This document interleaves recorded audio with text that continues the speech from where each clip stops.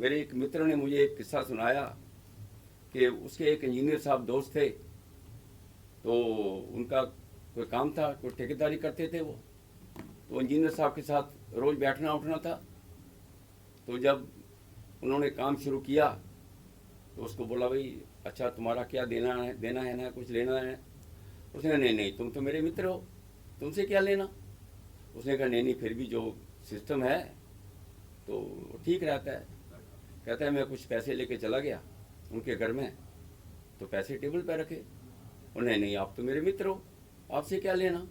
जब उन्होंने पैसों की तरफ उठा के देखे, कहते हैं अब आप मित्र तो हो लेकिन थोड़े पैसे कम हैं। आपको शायद मालूम होगा कि कश्मीर में पार्लियामेंट्री इलेक्शन जो है वो डायरेक्ट इलेक्शन नहीं होती थी। सुप्रीम कोर्ट ने कहा, एक रिफ्यूजी थे आरएसपुरा के वकील हैं, उन्होंने पिटीशन फाइल की। सुप्रीम कोर्ट ने जजमेंट में लिखा कि इनका राइट वायलेट हो रहा है, लेकिन क्योंकि ये कश्मीर है इसलिए हम किसको हाथ नहीं लगाएंगे। मुझे कश्मीर में रहने का काफ़ी मौका मिला, हालांकि मैं जम्मू रीजन से बिलोंग करता हूँ, लेकिन मैंने तकरीबन 4.5 साल वैली के अंदर काटे हैं। 2 साल जब मिलिटेंसी अपने यौवन पे थी, 90 से लेकर 92 तक मैं एडवोकेट जनरल रहा स्टेट का, और उसके बाद जज बनने के बाद भी तकरीबन 2.5 साल मैंने कश्मीर में काटे। कोल साहब ने अपनी किताब के शुरू में अध्याय 1 में फारसी शायर फिरदौस का जिक्र किया है, जिसने कश्मीर के बारे में कहा था, हर फिरदौस बरूए ज़मी अस्त हमी अस्त हमी अस्त हमी अस्त। अगर दुनिया में धरती पर कहीं स्वर्ग है तो यही है, यही है, यही है। इसीलिए कहते हैं कुदरत ने तो बख्शी थी हमें जन्नत, लेकिन हमने इसे जन्नम बना दिया। कोल साहब ने अपनी किताब में इतनी बारीकी से व्याख्या की है कि पढ़ने वाले को लगता है कि जैसे वो हर एक प्रसंग का साक्षी है। बड़े इंटरेस्टिंग तरीके से इन्होंने कई प्रसंग किताब में लिखे हैं, जैसे डॉक्टर साहब अभी बता रहे थे। मैं समझता हूँ कि कश्मीर की समस्या आज नहीं पैदा हुई, शुरू से ही कश्मीर की समस्या रही है, और उसका सबसे बड़ा कारण ये रहा कि कश्मीर के जो भी हुक्मरान रहे, कश्मीर की जनता को भी इसमें ब्लेम करना पड़ेगा, वो सेंट्रल गवर्नमेंट को या बाहर के लोगों को डरा के रखते थे। पाकिस्तान का नाम, जैसे डॉक्टर साहब ने भी बताया कि मसला कोई भी होगा लेकिन नाम पाकिस्तान का चलेगा, पाकिस्तान का नारा लगेगा, पाकिस्तान का जिक्र होगा। सो पाकिस्तान को लेके भारत सरकार को हमेशा डराया जाता रहा है। शेख अब्दुल्ला की शुरू की ज़िंदगी देख लें, कोल साहब ने किताब में जिक्र किया है कैसे शेख अब्दुल्ला एक टीचर से एक राजनेता बने, कैसे उन्होंने नेहरू के साथ मिलकर महाराजा को देश निकाला दे दिया, और कैसे उन्होंने कश्मीर पर एक किस्म का अपना कब्जा बना लिया। मुझे याद है कि जम्मू में हमेशा कश्मीर के खिलाफ एजिटेशन रहता था, चाहे वो फूड एजिटेशन हो। जब भी दरबार जम्मू आता था तो जम्मू के लोग कोई ना कोई एजिटेशन शुरू करते थे शुरू से। शेख अब्दुल्ला ने कैसे भारत सरकार को डरा के आज़ादी के पहले भी महाराजा को निकलवाया और आज़ादी के बाद भी, और जैसे कि कश्मीर का जो अलग संविधान बनाया गया उसमें मुख्यमंत्री नहीं था, प्राइम मिनिस्टर था, एक देश के अंदर दो प्राइम मिनिस्टर, दो प्रधानमंत्री, अलग से विधान, अलग झंडा, और भारत सरकार उनके डर में आके इन चीज़ों को बर्दाश्त करती रही। कश्मीर का ऐसे बना दिया गया था जैसे छुई मुई हो, टच मी नॉट। कश्मीर को हाथ नहीं लगाना है। कश्मीर के अंदर कुछ भी समस्या हो, लेकिन कश्मीर को भारत सरकार, सुप्रीम कोर्ट, कोई भी जनता हिंदुस्तान के अंदर उसको हाथ नहीं लगा सकती। कश्मीर में करप्शन, अभी थोड़ी देर पहले हम बात कर रहे थे कि करप्शन तो कश्मीर के अंदर एक नॉर्मल था, एक नाम बन गया था। अगर कश्मीर के अंदर करप्शन है तो उसके बारे में भारत सरकार बिल्कुल नहीं बोलेगी।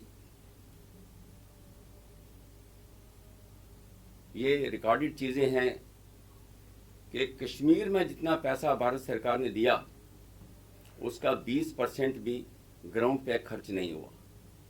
मैं आपको एक किस्सा सुनाता हूँ। जब मैं जज बना तो डल लेक बड़ी फेमस लेक है, आप सब लोग जानते हैं। डल लेक और अंचार लेक और नगीन लेक, इन तीनों का जो एरिया था वो 75 स्क्वायर किलोमीटर था। इन तीनों लेक्स का जो सिकुड़ कर आज 10 किलोमीटर रहेगी, स्क्वायर किलोमीटर रहेगी।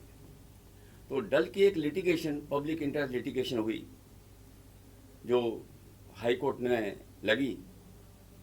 उसमें कुछ उन्होंने डायरेक्शन दी कि जो कोई भी कंस्ट्रक्शन जो है डल के फ्रिंज से 2 किलोमीटर के अंदर नहीं हो सकती। उसमें भारत सरकार ने डल लेक को साफ करने के लिए 107 करोड़ रुपया दिया। तो हमने PIL में, मुझे मौका मिला वो डील करने का, तो हमने पूछा भाई ये 107 करोड़ रुपया आपको भारत सरकार ने दिया है तो कहाँ खर्च किया आपने? डल लेक का तो हाल आज भी वही है जो सदियों से चला आ रहा है। तो जब हिसाब मांगा गया, आप हैरान होंगे कि उसमें से 75 करोड़ रुपया सिर्फ मुलाजमों की तनख्वाह पर खर्च हो गया। और जो वाटरवेज डिपार्टमेंट है भारत स्टेट का, उन्होंने डल के अंदर ही अपना ऑफिस बना लिया कंस्ट्रक्शन करके। लेकिन कश्मीर है इसलिए करप्शन के बारे में पूछा नहीं जा सकता। ऐसे वहाँ मेरे एक मित्र ने मुझे एक किस्सा सुनाया कि उसके एक इंजीनियर साहब दोस्त थे, तो उनका कोई काम था, कोई ठेकेदारी करते थे वो, तो इंजीनियर साहब के साथ रोज़ बैठना उठना था। तो जब उन्होंने काम शुरू किया तो उसको बोला भाई अच्छा तुम्हारा क्या देना है ना, कुछ लेना है? उसने नहीं तुम तो मेरे मित्र हो, तुमसे क्या लेना। उसने कहा नहीं फिर भी जो सिस्टम है तो ठीक रहता है। कहता है मैं कुछ पैसे लेके चला गया उनके घर में, तो पैसे टेबल पे रखे। और नहीं आप तो मेरे मित्र हो, आपसे क्या लेना। जब उन्होंने पैसों की तरफ उठा के देखे, कहते हैं आप मित्र तो हो लेकिन थोड़े पैसे कम हैं। तो करप्शन का कहने का मतलब है कि कश्मीर में करप्शन एक नाम है और हर आदमी जानता है, पूरी भारत सरकार जानती है। CAG की कितनी रिपोर्ट्स हैं, लेकिन कश्मीर है इसलिए हाथ नहीं लगाना। अब मिस गवर्नेंस की बात करें, क्योंकि मिस गवर्नेंस भी कश्मीर का नाम है, उसको भी क्योंकि कश्मीर है इसलिए छुई मुझे हाथ नहीं लगाना है। कश्मीर में इतना पैसा खर्च होने के बाद आप कश्मीर की सड़कें देखिए। कश्मीर जो जन्नत जिसको हम कहते हैं, इतना टूरिस्ट जाता है। कश्मीर के अंदर 4th क्लास की भर्ती के लिए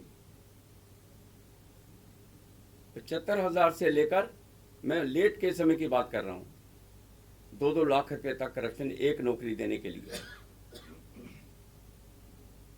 एक नौकरी देने के लिए। अब वहाँ के जो तो प्राइवेट स्कूल हैं उनकी परफॉर्मेंस देखिए, जो सरकारी स्कूल हैं उनकी परफॉर्मेंस देखिए।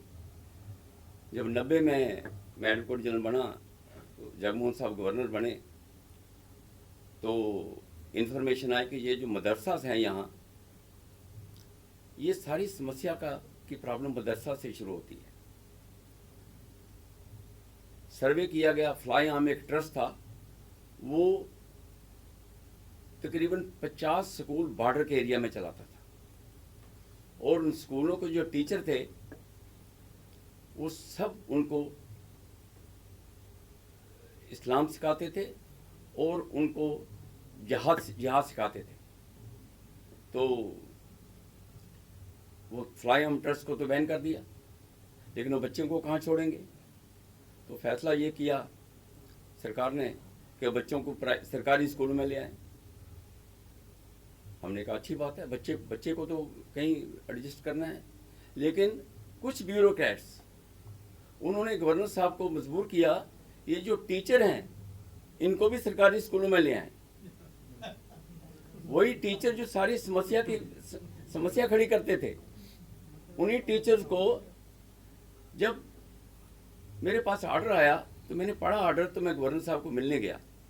मैं कहा सर, बच्चों को तो लाना ठीक है, अच्छी बात है, देश के बच्चे हैं, लेकिन ये टीचर जो हैं ये तो जिहाद का कारण है।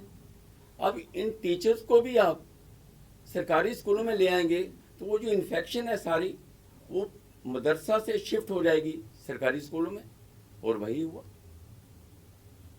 हुआ। तो मिस गवर्नेंस, आप हैरान होंगे कि 1990 में जब मिलिटेंसी पीक पे थी तो यूएनओ का एक ऑफिस है गुपकार रोड के पास, डॉक्टर साहब को भी मालूम है और कोल साहब को तो मालूम है ही। 139 गवर्नमेंट सर्वेंट्स ने यूएनओ को इंडिया के खिलाफ मेमोरेंडम दिया, 139, जिसमें एडिशनल चीफ सेक्रेटरी और सेक्रेटरी लेवल के लोग थे। मतलब कि कहने का मतलब यह है कि खाना भारत का और नाम लॉयल्टी कहीं और। दूसरी बात यह है कि कश्मीर वाले पाकिस्तान के साथ जाना भी नहीं चाहते थे, लेकिन वो पाकिस्तान का नाम लेके भारत सरकार को डरा के रखना चाहते थे ताकि भारत सरकार से जो वो मांगे वो मिले। इसलिए मिस गवर्नेंस भी थी, करप्शन भी थी, लेकिन कश्मीर है इसलिए इसे हाथ नहीं लगाना। अब टेररिज्म की बात करें, टेररिज्म हुई कहां से? कोल साहब ने जिक्र किया है मकबूल भट्ट का। मकबूल भट्ट ने एक सीआईडी ऑफिसर का कत्ल किया, 66 की बात है, उसको पकड़ा गया, वो जेल से भाग गया, वो फिर दोबारा पाकिस्तान चला गया, दोबारा कश्मीर में आया और एक और ऑफिसर का कत्ल किया। फिर वो गिरफ्तार हुआ, उसका ट्रायल हुआ। नीलकंठ गंजू एक सेशन जज थे, कश्मीरी पंडित, उन्होंने उसको सजाए मौत दी और 67 में उसकी फांसी की सजा उसको दी गई। वो दिन जब से उसको फांसी हुई, वो दिन हर साल मनाया जाता है। टेररिज्म की शुरुआत 1967 से शुरू हो गई, जब 83 में शेख अब्दुल्ला की मौत हो गई तो फारूक साहब आए। मुझे याद है अखबारों में भी आया था उस वक़्त कि वहाँ लोकल नौजवान बड़ा हल्ला करते थे, नौकरियाँ नहीं मिलती थी। तो फारूक अब्दुल्ला साहब ने कहा था कि यहाँ नहीं मिलती हैं तो पाकिस्तान चले जाओ। ये स्टेटमेंट प्रेस ने भी उस वक़्त कैरी किया था। तो समस्या टेररिज्म की शुरुआत इन लोगों ने आस्ता आस्ता शुरू कर दी। 88 में जो पहला बम ब्लास्ट हुआ एक पुलिस ऑफिसर के घर में, उसका नाम मुझे याद नहीं आ रहा, कोलसा को जो याद होगा, टेररिज्म है, लेकिन कश्मीर को हाथ नहीं लगाना। भारत सरकार भी बर्दाश्त कर रही है, पैसा दे रही है, टेररिज्म का बढ़ावा हो रहा है। जो टेररिस्ट को पकड़ते थे, सिक्योरिटी फोर्सेस वाले पकड़ते थे, तो पॉपुलर गवर्नमेंट के टाइम उनको किसी ना किसी तरीके से छोड़ दिया जाता था। अगर कोई ऐसे सीरियस एलिगेशन होते थे, वो नहीं छोड़ते थे, कोर्ट से छुड़वा लेते थे।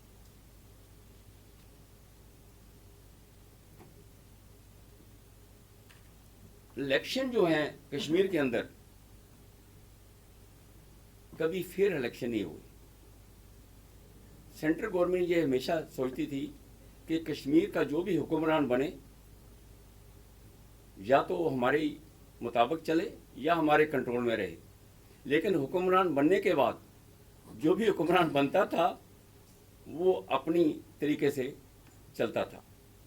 कश्मीर में ये माना जाता था कि इलेक्शन जो है वो तो हुक्मरान जो वहाँ के थे वो अपने तरीके से सिलेक्शन है, वो सिलेक्शन है। बिल्कुल ठीक है।